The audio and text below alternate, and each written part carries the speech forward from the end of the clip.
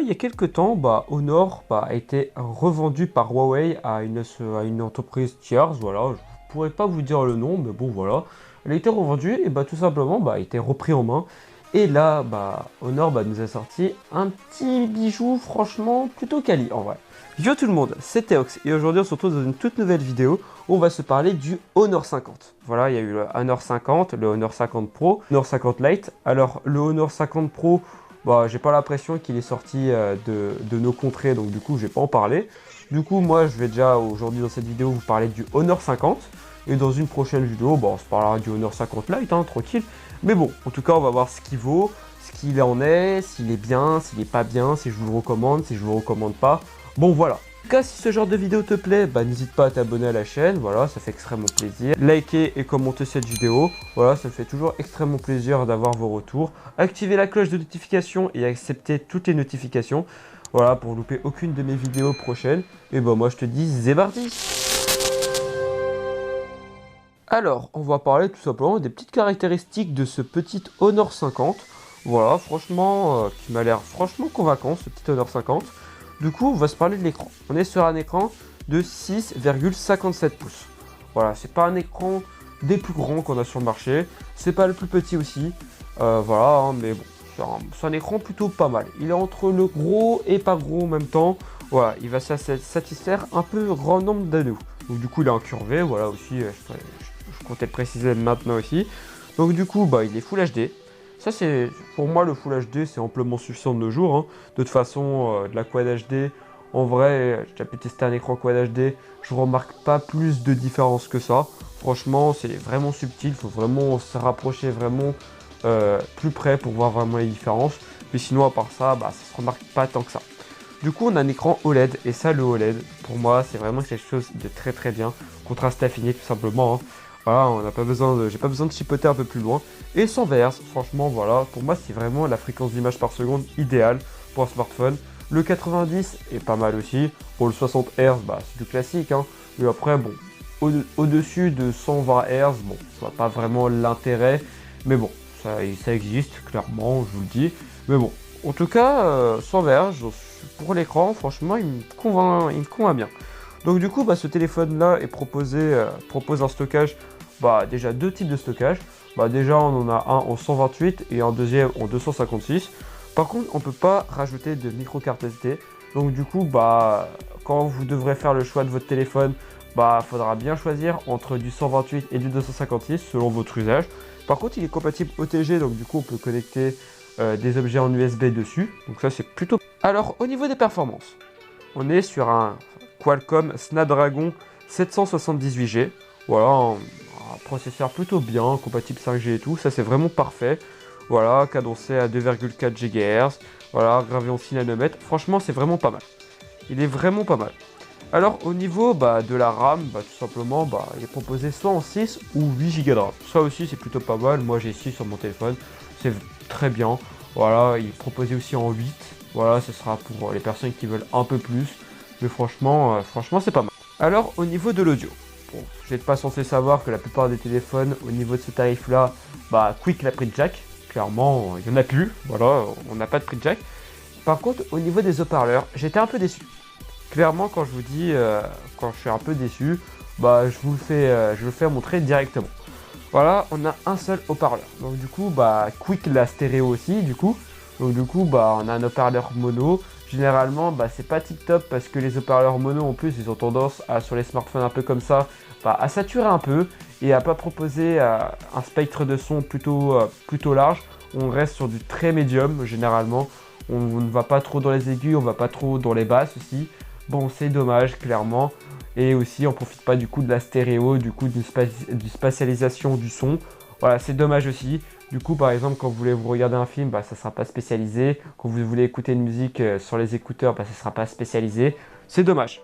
Clairement, ils auraient peut-être pu rajouter un haut-parleur de renfort en plus. Ça aurait pu être sympa, mais malheureusement, ils ont décidé de faire le choix de partir sur un seul haut-parleur. Alors pour la batterie, on est sur une batterie de 4000 mAh. Voilà, ça suffira pour tenir la journée, j'ai envie de vous dire, hein. De toute façon, voilà, grâce au 778G, on va permettre de pouvoir économiser pas mal en batterie.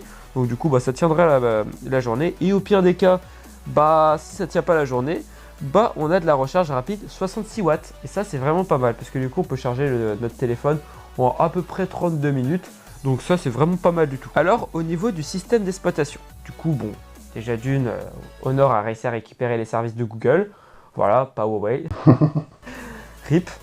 Du coup, bon, on est sur de l'Android 11 avec Magic UI 4.1, voilà, avec Google Assistant. Vraiment, tous les services de Google sont là, sont de retour sur ces smartphones. Donc ça, c'est vraiment génial. L'expérience, bah, ça reste un peu comme ce que proposait à l'époque Huawei avec leur téléphone Honor. Bon, ça reste correct, c'est une expérience que ça plaît, c'est pas non plus transcendant, mais bon, c'est une petite expérience pas mauvaise du tout. Bon voilà. Alors, au niveau de l'appareil photo, on est sur un capteur de 108 mégapixels en capteur principal. Alors, qui risque de délivrer des plutôt bonnes photos. Ça je suis plutôt confiant au niveau de ce point-là.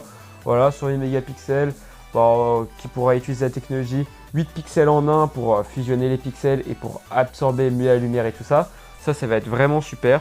Voilà, après, un ultra grand angle de 8 mégapixels. Ça aussi, bon, c'est la norme de nos jours, hein. Et il y a un capteur de 2 mégapixels pour la macro et 2 mégapixels pour la profondeur de champ. Bon, ça, c'est juste pour ajouter des capteurs en plus, hein, faut se dire clairement. Bon, voilà. Alors, on est capable de monter juste à de la 4K 60 fps. Bon, voilà, pour le téléphone que c'est, ça m'étonne pas du tout qu'on peut monter juste à là. Voilà, c'est vraiment pas mal. Par contre, au niveau de la stabilisation de l'image, c'est de la stabilisation électronique. Bon, j'aurais pu m'attendre à peut-être de l'optique venant de chez Honor, mais bon, on est sur l'électronique. Bon, j'ai pas à m'en plaindre trop. Bon, voilà, les photos, logiquement, globalement, seront déjà des très bonnes photos. Voilà, c'est un 108 mégapixels. Voilà, c'est pas parce que c'est un 108 mégapixels que c'est forcément un super bon capteur, hein. Je peux peut-être me tromper, mais logiquement, bon, quand je parlerai de la vie du téléphone, vous aurez des photos en fond. Et logiquement, grâce au 770 IG, on risque d'avoir des plutôt beaux clichés grâce au traitement logiciel derrière. Bon, logiquement, ça va être plutôt pas mal. Et bon, on a un petit capteur frontal aussi de 32 mégapixels. Bon, c'est propre aussi, hein, ça suffira complètement pour prendre vos selfies et tout ça. Voilà, c'est propre. Alors, on va parler des réseaux. Donc, du coup, le téléphone est compatible nano SIM, voilà. 5G, voilà, c'est propre. De toute façon, le 770G est 5G, donc du coup, j'aurais pas vu pourquoi ils n'auraient pas rajouté la 5G dessus. Bon, voilà, il est 5G, ça c'est génial, clairement, pour l'avenir et tout ça.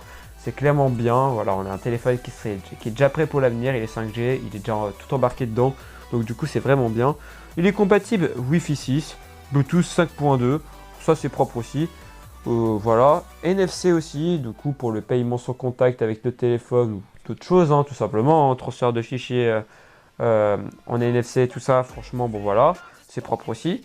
Après, on a de l'USB 2.0, voilà, hein, pour le transfert de fichiers sur un ordi, bon, de toute façon, il va pas prendre des fichiers ultra lourds non plus, donc du coup, ça va se transférer plutôt vite avec du 2.0, c'est pas si grave que ça. Et voilà, USB Type C aussi. Bon, c'est la norme aujourd'hui, hein, tous les smartphones de nos jours sous Android sont USB Type C, à part des petites marques comme Wiko ou d'autres vraiment marques cheap et tout ça, on est sur du micro USB. Bon, là on est sur du USB Type C, ça c'est propre, ça c'est nickel. Voilà, c'est carré, tout simplement. Alors au niveau des sécurités, on a déjà un capteur d'empreinte digitale sous l'écran, donc du coup bon, moi je préfère souvent les capteurs d'empreinte digitale en face, enfin sur la tranche du téléphone, sur le bouton on. Bon, là, ils ont décidé de le mettre sous l'écran. Bon, c'est pas si grave que ça, hein. De toute façon, c'est un choix comme un autre, hein. Il y a beaucoup de gens qui s'appelaient beaucoup sous l'écran aussi. Bon, voilà, c'est pas mal en vrai. Après, on a la reconnaissance faciale aussi. Bon, aussi, c'est la norme, hein, de nos jours, hein. De toute façon, c'est combo capteur d'empreinte digitale et reconnaissance faciale. Bon, c'est un combo gagnant, voilà, clairement, je vous le dis. Alors, au niveau du poids de ce smartphone, on est sur un poids plutôt léger en vrai. Quand j'ai regardé un peu le poids comme ça, il a l'air plutôt léger. 175 grammes, c'est plutôt léger pour un smartphone de cette envergure là. Voilà, et aussi l'épaisseur aussi, il est plutôt fin en fait le smartphone. 7,7 mm, voilà. Franchement, c'est plutôt fin aussi, voilà, il tiendra bien dans les mains. Ça risque d'être plutôt agréable à le tenir en main. Franchement, ça a l'air plutôt super. Alors, il sera disponible en noir, blanc, rouge et vert. Voilà, c'est des petites couleurs que j'ai vues à droite à gauche. Franchement, ça m'a l'air franchement pas mal en vrai. C'est des couleurs qui m'a l'air vraiment pas mal. Et au niveau de la finition à l'arrière, c'est du plastique. Bon, je me serais peut-être attendu à peut-être voir du verre. Non, c'est du plastoc.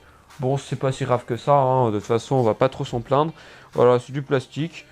Voilà. Alors, ce téléphone-là commence à un prix d'entrée tout simplement de 449 euros pour sa version 6 plus 128 et 499 euros pour sa version 8 plus 256. Voilà, franchement, c'est un téléphone qui m'a l'air dans l'air du temps tout simplement. Voilà, c'est un peu le retour de Honor en fait, hein, parce que ça faisait un petit moment qu'on les avait pas vus avec Huawei.